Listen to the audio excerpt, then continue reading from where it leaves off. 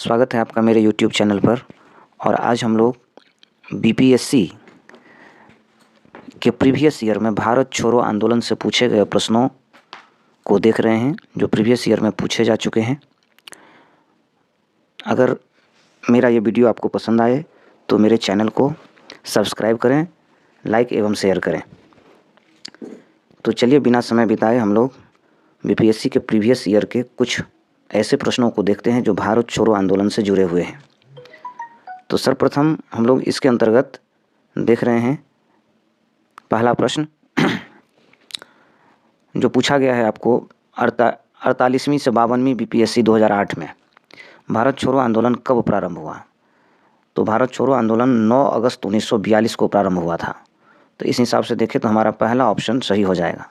9 अगस्त 1942 को 9 अगस्त 1942 को शुरू हुआ था। तो इसके अंतर्गत देख लीजिए हम लोग का पहला ऑप्शन सही हो रहा है।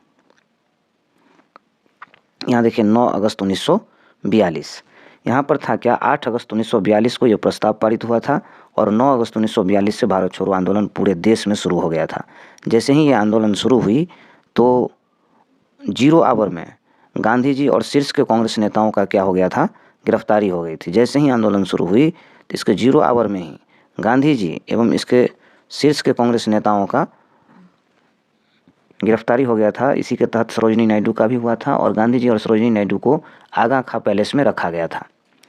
चलिए आगे बढ़ते हैं हम लोग दूसरे प्रश्न की ओर। तो दूसरा प्रश्न जो है वो है कि करो या मरो का संबंध किस आंदोलन से है। करो या मरो का नारा का नाम आपने सुना होगा, करो या मरो।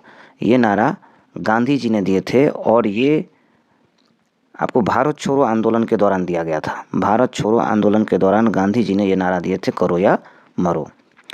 बढ़ते हम लोग अगली प्रश्न की ओर। भारत छोड़ो आंदोलन के समय इंग्लैंड के प्रधानमंत्री कौन थे। देखिए एक ऑप्शन यहाँ पर अधूरा है, ये था चर्चिल। ऑप्शन बी में जो है वो है चर्चिल। भारत छोड़ो आंदोलन जिस समय में चल रहा था उस समय में इंग्लैंड के प्रधानमंत्री चर्चिल थे। बी नंबर में चर्च लिखा हुआ है, ये होगा चर्चिल। चर्चिल ये होगा। भारत छोड़ो आंदोलन के दौरान इंग्लैंड के प्रधानमंत्री कौन थे, चर्चिल। आइए हम लोग क्वेश्चन नंबर 4 की ओर चलते हैं। भारत छोड़ो प्रस्ताव को पारित होने के बाद गांधी जी को कहाँ कैद करके रखा गया था। देखिए भारत छोड़ो आंदोलन जब प्रारंभ हुई उस समय में गांधी जी को जो है वो आगा खान पैलेस में रखा गया था। हम लोग पीछे क्वेश्चन में चर्चा किए थे, सरोजिनी नायडू, गांधी जी एवं अन्य कांग्रेस नेताओं को गिरफ्तार करके आगा खां पैलेस में रखा गया था। आगा खां पैलेस में भारत छोड़ो आंदोलन के दौरान गांधी जी को कैद करके आगा खां पैलेस में रखा गया था। इनको नज़रबंद कर दिया गया था आगा खां महल में। और कांग्रेस कार्य समिति के सदस्य नेहरू, अबुल कलाम आज़ाद, आसिफ अली, जीबी पंत आदि को अहमदनगर किले में रखा गया था। जवाहरलाल नेहरू, अबुल कलाम आज़ाद, आसिफ अली, जीबी पंत इन नेताओं को अहमदनगर किले में रखा गया था। गांधी जी, सरोजिनी नायडू इन लोगों को आगा खां पैलेस में रखा गया था। चलिए अगले प्रश्न की ओर बढ़ते हैं। भारत छोड़ो आंदोलन से उत्पन्न दंगे किस क्षेत्र में सबसे अधिक व्यापक रहे। भारत छोड़ो आंदोलन से उत्पन्न जो दंगा था वो किस क्षेत्र में सबसे ज़्यादा रहा, व्यापक मतलब विस्तृत। देखिए सबसे जो विस्तृत इसका कूट बना के दिया हुआ था 1 और 4 में रहेगा। बिहार में सबसे अधिक विस्तृत था और संयुक्त प्रांत में। संयुक्त प्रांत को यूपी कहा जाता है आजकल, उत्तर प्रदेश। संयुक्त प्रांत मतलब हुआ यूपी। बिहार और दंगा में इसका भारत छोड़ो आंदोलन का प्रभाव काफ़ी ज़्यादा रहा था।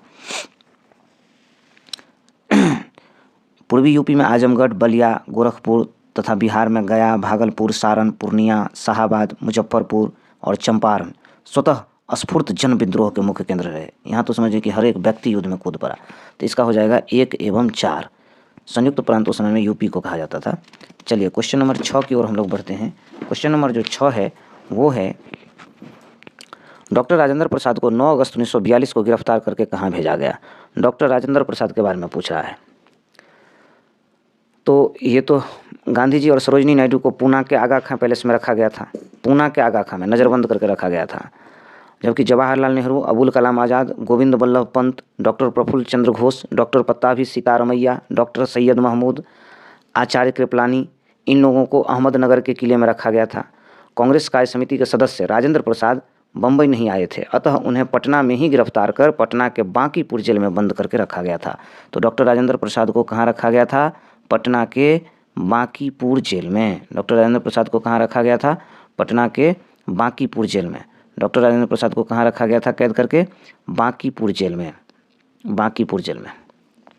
चलिए हम लोग अगले प्रश्न की ओर बढ़ते हैं। भारत छोड़ो आंदोलन के दौरान कौन हजारीबाग जेल से फरार हुए थे?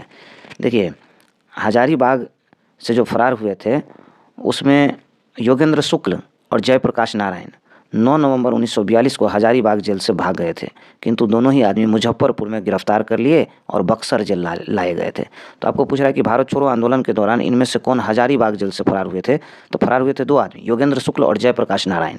तो इसमें आपको योगेंद्र शुक्ल तो नहीं है ऑप्शन में, जयप्रकाश नारायण इसका उत्तर होगा। ये जयप्रकाश नारायण और आपको योगेंद्र शुक्ल, ये 2 आदमी हजारीबाग जेल से फरार हुए थे।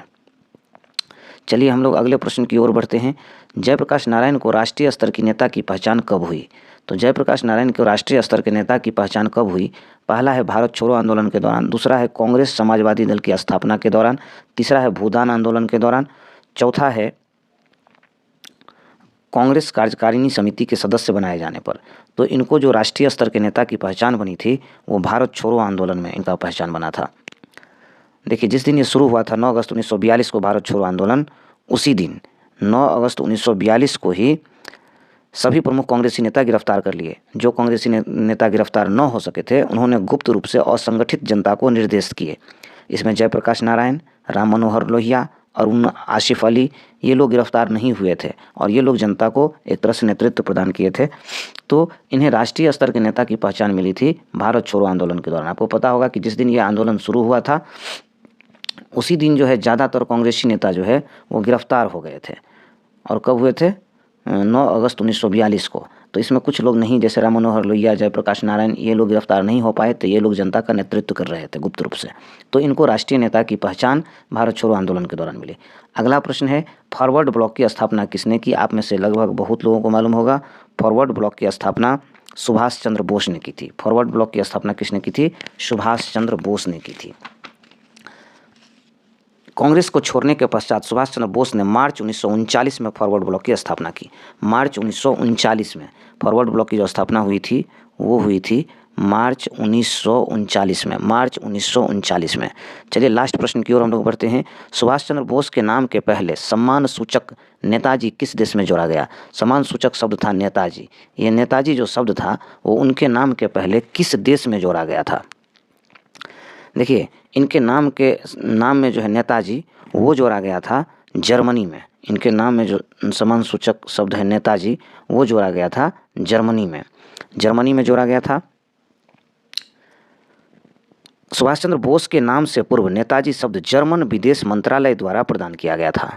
इन्होंने वर्ष 1939 में फॉरवर्ड ब्लॉक की स्थापना की थी और वहीं पर जर्मन विदेश मंत्रालय के द्वारा इनके नाम में सम्मान सूचक शब्द नेताजी जोड़ा गया था। तो फ्रेंड्स, आज मैं इन्हीं 10 प्रश्नों के साथ आपके बीच था और आशा करता हूं कि आपको अच्छी लगी होगी। अगर आपको अच्छी लगी होगी तो आप मुझे शेयर करें, इस वीडियो को शेयर करें, कमेंट करें और मेरे चैनल को सब्सक्राइब करें। मैं इसी तरह एक से एक वीडियो बनाकर आपके बीच रखूँगा और आपको परीक्षा में मदद करने की प्रयास करूँगा। धन्यवाद।